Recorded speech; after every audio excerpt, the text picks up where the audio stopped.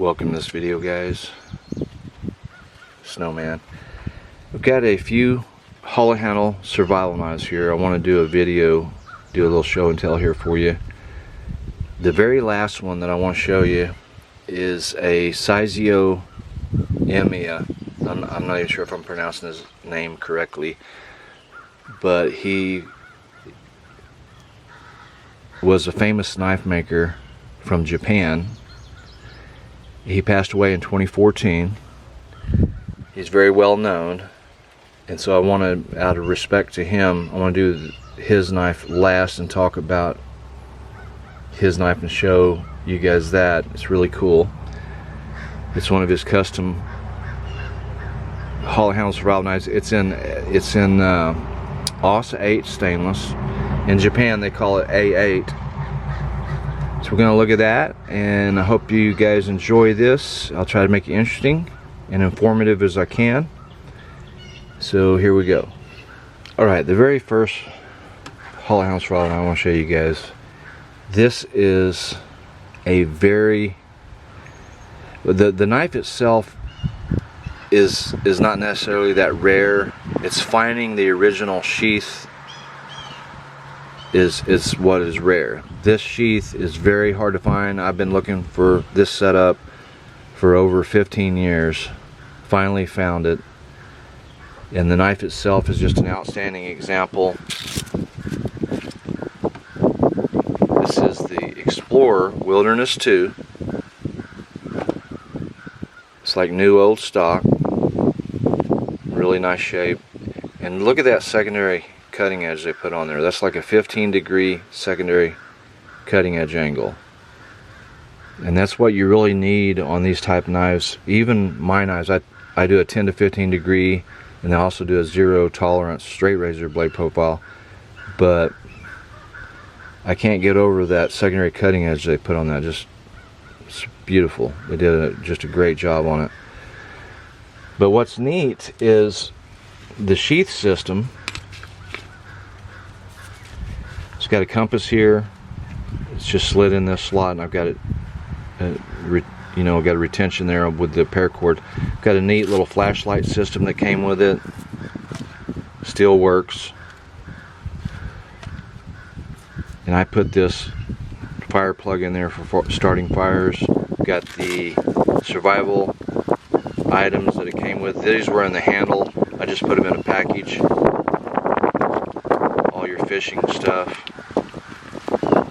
Original matches, and then the sharpening stone is right down there. Just a neat little knife and carry system. Again, this sheath, I'd only ever seen one. It's taken me all this time to find these two together in new old stock, and this one has a plastic insert for the knife to go into. Just really cool. I'm really proud that I found that, and it's just neat. Now I want to tell you guys something. The thing about these hollow handle survival knives, I know there's a lot of you guys out there, I get it, you're a full tang knife guy, they are stronger, but any knife has its limitations. But I want to, if you take this knife right here, let's just be honest, okay? Yeah, we know it has limitations because it's a hollow handle, but it's pretty stout the way they build these. This knife is not any less lethal than a SOG 5th Special Forces combat knife that's full tang. It's just not. Again, I realize they have their limitations when you're going out in the field, but for what they do, if you were somehow, got stranded on a remote tropical island, I guarantee you this knife is not only going to help you, it's going to get things done for you, and you're going to be damn appreciative that you have it. So that, that's just the way I feel about it. This one's really cool. It's got all your carry stuff. So let's take a look. This next knife I want to take a look at is my UC213. This is the second one that I just got. So let's check this one out. So I got another video on here where I found one of these a few years back. These are super rare. I got a hold of another one. I did some modification on this one. I raised the primary grinds because this had just a horrible convex grind right down to the secondary cutting edge. There really wasn't even a secondary cutting edge. It just pretty much came down convex. And so I went ahead and concaved it. Hollow grinds are concave, just so you know.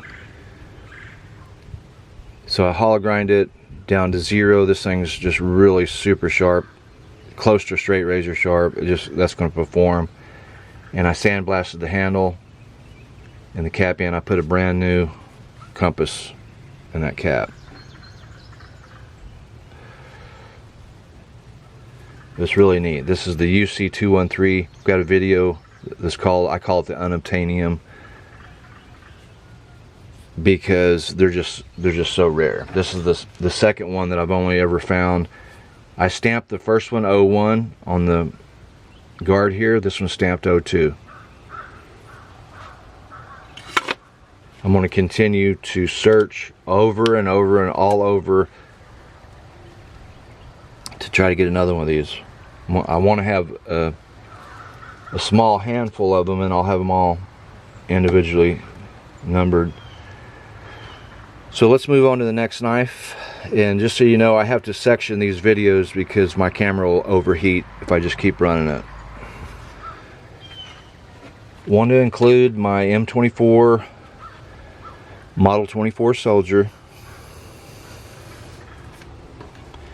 This one's made out of 80 CRV2, high carbon vanadium chromium steel.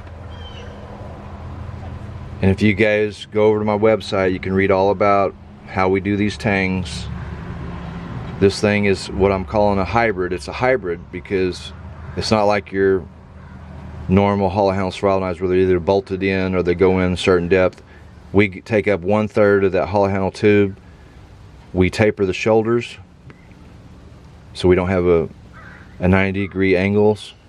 These are locked out with a titanium pin and steel reinforced cold welded with 5,000 psi cold weld. And I make these attachments to them. I just did a video, so I don't want to stay on this too long. I know you guys are familiar with this, but I just want to include it. This is made by me here at Snow-Tac Knives. Okay, let's take a look at my AC 2025. What started out to be a resto mod of a CI 1280 has turned into my own creation, my own model that now is the AC 2025. Took a CI 1280 vintage. We removed the original blade, which had that pathetic little tang, and I made a custom Snow-Tac blade out of 80 CRV2 with aggressive primary hollow grinds down to 0. This is .270 blade stock, and we did the enhanced mechanical hold tang. So this one is right up there with strength to my M24 Soldier. Just a hell of a hollow handle now. This thing is a tank, razor sharp, just came out totally cool. Re-sandblasted everything, put a new rubber washer there on the cap end. Again, this one also takes up 1/3 of the hollow handle tube, so you're getting just an amazing strength. This knife is, again, like I said, these are hybrids.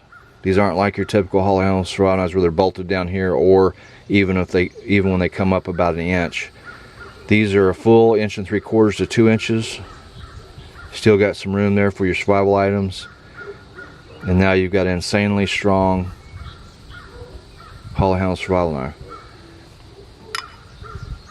It's going to do all the applications, anything that a full tang knife can do.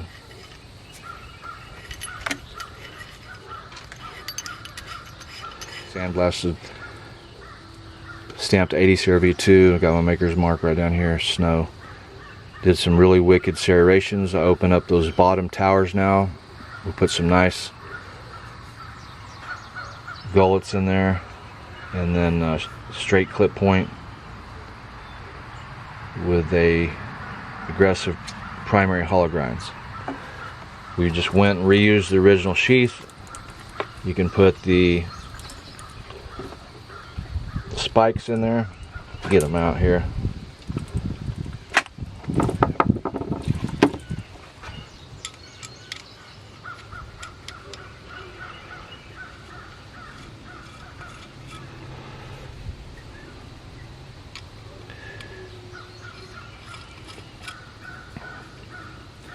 I would surmise that this steel and the spike, this pommel ring would break before that tang or anything ever gives. That's how strong this knife is.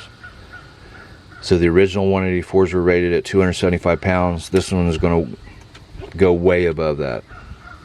Way above that. That's how strong these tangs are.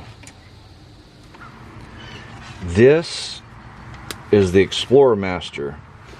Just a really beautiful example. I've had this one a few years. Got your spikes in there. It's got the original coating on it. I haven't done much to this at all. Just I wrapped the handle with some number 12 bank line. But the craftsmanship on this is just outstanding. In all honesty, I compared this one with the IMAX, the Seizo. We're going to do a side-by-side comparison, but this one has just a little bit better craftsmanship. So you got Japanese craftsmanship on both knives. His is amazing. I would rate this one at a 10 as far as craftsmanship. The Seizo, I'd rate it at about a 9.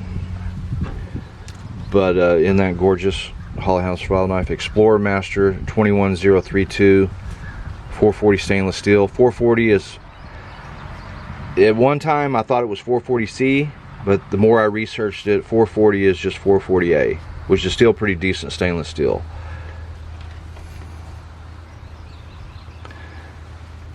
And I'm going to show you some differences between these two. This is the IMAX Seizo.